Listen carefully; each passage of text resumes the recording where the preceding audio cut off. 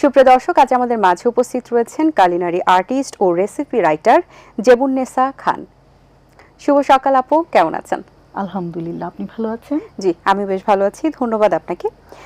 আপু, আমরা জানি যে আপনি হ্যান্ডিক্রাফট নিয়ে কাজ করতেন, সেখান থেকে আপনি পরবর্তীতে ফুড নিয়ে কাজ করা শুরু করেছেন। সো পরিবর্তন করার রিজনটা কি ছিল এবং কেন? পরিবর্তন করার রিজনটা হচ্ছে গিয়ে হ্যান্ডিক্রাফট যখন করতাম তখন বিয়ের আগেও করেছি। বিয়ের আগে আমি অনেক কাজ করেছি, এই হাতের কাজ আর কি। আর বিয়ের পরে তো সব মেয়েদেরই, বাঙালি মেয়েদের কুকিং করতেই হয় যৌথ পরিবারে থাকলে, হাজব্যান্ডের জন্য, শাশুড়ির জন্য, শ্বশুরবাড়ির লোকদের জন্য। তখন আমার এমনিতেও আমার ছোট থেকেই একটা দুর্বলতা ছিল রান্নার প্রতি, যে আমার মা খুব ভালো রান্না করতেন। তো আমার ভাইয়ের বন্ধুরা বাসায় এসেই রান্নার খুব প্রশংসা করতো। সেই থেকেই আমার একটা রান্নার প্রতি একটা দুর্বলতা। যখন সুযোগটা আসলো তখন কাজে লাগিয়ে ফেললাম আর কি। আমার রান্না করতে এখন অনেক ভালো লাগে। আচ্ছা, বেশ। আপনি একজন এসএসরও বটে, সো সেটি নিয়ে কিভাবে কাজ করছেন? অ্যাসেসর তো হচ্ছে গিয়ে মানে এনএসডি, এখন আগে বিটিভি ছিল, কারিগরি শিক্ষা বোর্ড, এখন হচ্ছে এনএসডি, একটা স্কিল ডেভেলপমেন্ট অথরিটি। তো এখানে হচ্ছে কি আমরা লেভেলগুলো, যে স্কিল ডেভেলপ যেগুলো হচ্ছে, কিছু কিছু বাইরের প্রজেক্ট আসতেছে, শর্ট স্কিল মানে আরপিএল এবং আরটিও, এইটার আমি অ্যাসেস করতে যাই, করছি আর কি। এই ডেভেলপ হচ্ছে আর কি আমাদের যে সার্টিফিকেট, যেটা আর কি, যেটা আমাদের দেশে আগে হতো না, সেটা বাইরের কান্ট্রিগুলোতে আমাদের এই সার্টিফিকেটের খুব প্রয়োজন। যেটা এইটা এনএসডি এর মাধ্যমে এখন আর কি স্টুডেন্টরা পাচ্ছে। ফুড সেক্টর নিয়ে আর কিভাবে ডেভেলপমেন্ট করা যেতে পারে বলে আপনি মনে করেন? এখন আমরা যখন রান্না নিয়ে কাজ করেছি তখন কিন্তু তেমন কোনো ইনস্টিটিউট বা এইরকম কোনো ট্রেনিং সেন্টারগুলো ছিল না। আমরা অনেক কষ্ট করে আসলে এই যে শুধু ভালোবাসা এবং কি মানে হ্যাঁ ছিল দেখেই করতে পেরেছি। আর এখন তো অনেক সেক্টর হয়েছে, অনেক হচ্ছে গিয়ে ইনস্টিটিউট হয়েছে। তো আমি চাইবো যে যেহেতু আমাদের বাচ্চারা এখন শিক্ষিত, এবং আপনি জানেন যে ঢাকা ভার্সিটিও হোটেল অ্যান্ড ট্যুরিজম অ্যান্ড হসপিটালিটির উপর একটা বিজনেস ডেভেলপমেন্টেই একটা সাবজেক্ট করেছে।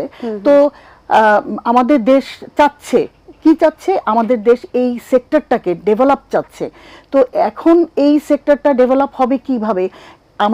আমরা যদি না পড়াশোনা করি, বিশদভাবে আমাদের জানতে হবে। শুধু রান্না করলেই হবে না, এইটার অনুপাত, কোন ফুডের সাথে কোন স্পাইস যাচ্ছে, কোন মানে হার্বস যাচ্ছে, এগুলো আমাদের সবকিছু জানতে হবে। শুধু এই বইগুলো পড়ে, তারপরে এই ইনস্টিটিউটগুলোর মাধ্যমে বা এই যে পরীক্ষাগুলো আমরা দিচ্ছি, আমরা পড়াশোনা করছি, এটার মাধ্যমেই ডেভেলপ করা সম্ভব আর কি। আর তো প্র্যাকটিক্যাল নলেজ তো এটার মধ্যে থাকতেই হবে, অবশ্যই বেসিকও থাকতে হবে। অনেকেই তো আছেন যাদের রান্নার হাত অনেক ভালো এবং তারা আসলে ট্রেনিং ছাড়াই খুব ভালো রান্না করছেন এবং স্বাদ, কোয়ালিটি এবং হাইজিন সবকিছু মেনটেন করতে পারছেন। তারপরও তাদের জন্য আসলে প্রশিক্ষণ করাটা কি আদৌ জরুরি কিনা বা কতটুকু জরুরি?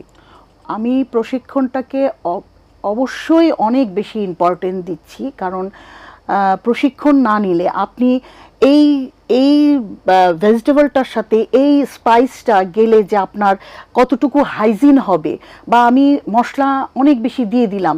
আমাদের আগে যে মা দাদিরা তো মেপে কাজ করতো না, বা তেল মনে করেন যে কেউ কেউ অনেক বেশি তেল খাচ্ছে, আবার কেউ কেউ হাইজিন মেনটেন করে অল্প তেল খাচ্ছে। কিন্তু এই যে বেশি তেল আমার খাবারের যে পুষ্টিগুণটা নষ্ট করে দিচ্ছে, এইটা শেখার জন্যই হচ্ছে কি এই পড়াশোনাটা, এই ইনস্টিটিউটগুলো, এই সেক্টরটা, এই ডেভেলপটা হওয়া দরকার। হ্যাঁ, আর আমরা তো রান্নায় তো একটা শিল্প, মানে মনে করেন যে সব মশলা দিয়ে, মানে মনে করেন একই ধরনের উপকরণ দিয়ে আমি রান্না করছি, আপনি রান্না করছেন, আরেকজন রান্না করছি, তিনজনের টেস্ট কিন্তু তিন ধরনের হবে। এটা হচ্ছে কি কিছু কিছু হ্যান্ডের টেকনিক আছে, কিছু কিছু টাইমিং আছে, কিছু কিছু টেম্পারেচার আছে, এই সব মিলিয়েই কিন্তু আসলে এই রান্নাটা। আচ্ছা, যারা আসলে ঘরে কাজ করছেন এবং যারা গৃহিণী রয়েছেন, স্পেশালি রান্না তো তাদের করতেই হচ্ছে, অবশ্যই। সেই জায়গা থেকে আপনি যেহেতু দীর্ঘদিনের আপনার এক্সপিরিয়েন্স, এমন কি কোনো টিপস দিতে চান যেটা হয়তো বা সচরাচর সকলে জানেন আবার অনেকে জানেন না, যেটা আসলে জানাটা দরকার বাসায় যারা কাজ করেন তাদের জন্য, এমন কোনো একটা ইম্পর্টেন্ট টিপস? অবশ্যই আমি দিতে চাই এই টিপসটা যে আমরা অবশ্যই হেলদি কুকিং করব এবং আমাদের বাচ্চারা যে জাঙ্ক ফুডে চলে যাচ্ছে সেই জায়গার থেকে বাচ্চাদেরকে মুখরোচক খাবারটা কিভাবে দেওয়া যায় এটা আকর্ষণীয় করে দিতে হবে বাচ্চাদেরকে। কারণ আমাদের এই নেক্সট জেনারেশন, এই ফুড সেক্টরটা যদি ডেভেলপ হয় আপনার অর্ধেক রোগী কমে যাবে, অর্ধেক রোগ কমে যাবে। আমাদের এই জায়গাটা যদি আমাদের ডেভেলপ হয় বা আমরা যদি এই বাচ্চাদেরকে যদি আমাদের নেক্সট জেনারেশনগুলো যে এই মানে হাইজিন খাবারগুলো খাক, তারপরে মনে করেন রাস্তার ধারের খাবারগুলো না খাক, টিফিনটা দিয়ে অন্তত আমরা এই ডেভেলপমেন্টটা শুরু করতে পারি বাচ্চাদেরকে, যে অন্তত ভালো খাবারটা এবং দেখতেও যেন আকর্ষণীয় হয় বাচ্চাদের জন্য। ফুড রাইটার হিসেবে কাজ করছেন এবং কিভাবে কাজ করছেন? আমি বাংলাদেশের যত ভালো ভালো যে পত্রিকাগুলো আছে যে ওইগুলোতে আমি রাইটিং করি, তারপরে হচ্ছে গিয়ে আমি নিজে একটা বই লেখার চেষ্টা করছি। আমি পিঠা নিয়ে অনেক কাজ করেছি। আমি এই সেক্টর ডেভেলপ করার জন্য আমি এখন জাজমেন্টেও আছি। আমি ইন্টারন্যাশনালও জাজমেন্ট করেছি, বাংলাদেশি ইন্ডাস্ট্রিগুলোতেও জাজমেন্ট করছি। ফুড হাইজিনিং এর যে ব্যাপারটা, সেটা কতটা মেনটেন করা হচ্ছে এবং এটা কতটা মেনটেন করা দরকার, এবং এটি নিয়ে আসলে ফিউচারে কি রয়েছে বা বাংলাদেশের ফুড সেক্টরের ভবিষ্যৎ কি? হাইজিন তো অবশ্যই আপনার লাগবে। আপনার শুধু যে আপনার ফুড হাইজিন, আপনার ওয়ার্ক প্লেস হাইজিন লাগবে, আপনার বডি হাইজিন লাগবে। আপনি একটা রান্না করতে গিয়েছেন, আপনার চুলটা খোলা, এটা নষ্ট হয়ে যেতে পারে একটা চুল পরে, বা আপনার নখটা বড়, আপনি আংটি পরে আছেন। আমাদের ফুল বডিটাকেই আসলে আমাদের হাইজিন করে দেন হচ্ছে আমরা কুক অফে যেতে হবে। এই জায়গাটা যদি আমরা ডেভেলপ করতে পারি, বা আমাদের এই জায়গাটা ডেভেলপ করতে হলেই আপনাকে ইনস্টিটিউটে যেতে হবে, আপনাকে লেখাপড়া করতে হবে, এই সম্পর্কে আপনাকে ধারণা নিতে হবে। এই সেক্টরটা যদি এভাবে ডেভেলপ হয়, বা যে পড়াশোনাটা করছি আমরা, এই সেক্টরটার অনুপাতগুলো জানতেছি, বা কোন ফুডের সাথে কোন ফুডটা রিলেটেড হলে এটা পয়জন হয়ে যাচ্ছে, সেই জায়গার থেকে আমরা জেনে আমরা কাজ করতে পারছি, তখনই আমরা কিন্তু হাইজিন মেনটেন করতে পারবো। আর ডেভেলপ তো অবশ্যই আমি নেক্সট জেনারেশন বলেন কেন, এখনই যে আমরা রন্ধনশিল্পীরা যে কাজ করছি, প্রত্যেককেই হাইজিন নিয়ে কাজ করতে হবে, এবং প্রত্যেককেই আমাদের একটা জিনিস খেয়াল করতে হবে, আমরা জেনে কাজ করি, না জেনে যেন না কাজ করি, তাই না?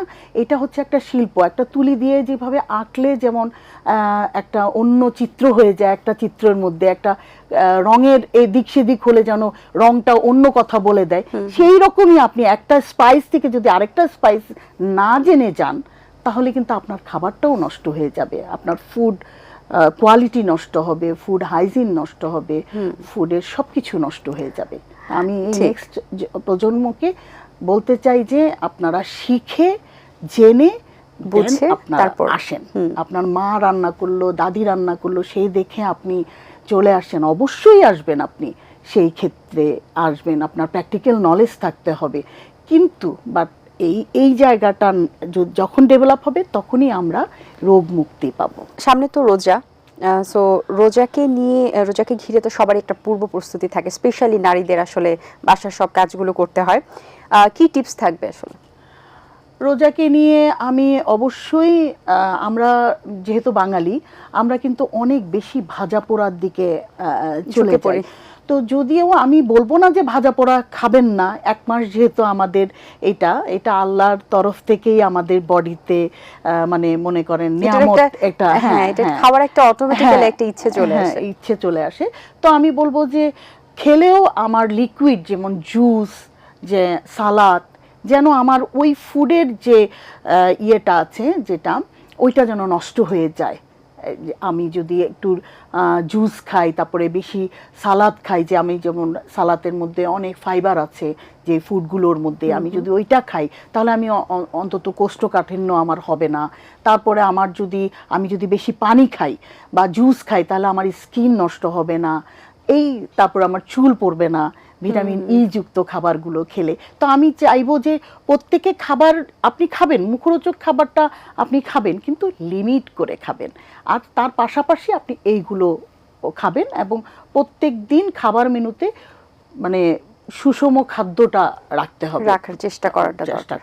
আচ্ছা, অসংখ্য ধন্যবাদ আপু আপনাকে, খুবই ভালো লেগেছে কথা বলে। অনেক শুভকামনা রইল আপনার জন্য, ভালো থাকবেন সবসময়। আপনার জন্য শুভকামনা রইল। আল্লাহ হাফেজ। দর্শক, আশা করছি আজকের আয়োজন ভালো লেগেছে। আজ এই পর্যন্তই, দেখা হবে আগামী পর্বে নতুন কারোর সঙ্গে। সেই পর্যন্ত ভালো থাকুন, সুস্থ থাকুন এবং এটিএন বাংলার সাথেই থাকুন। আল্লাহ হাফেজ। দিন আসে দিন যায়, সময়টা চলে যায়, তবু আছি এই বেশ ভালো। জীবনটা রঙময়, যেভাবেই হওয়া চাই, নয় কবু সাদা কালো। এই আশাতে স্বপ্ন ভাসে, সুখ হাসে চোখে মুখে, চায়ের চুমুকে।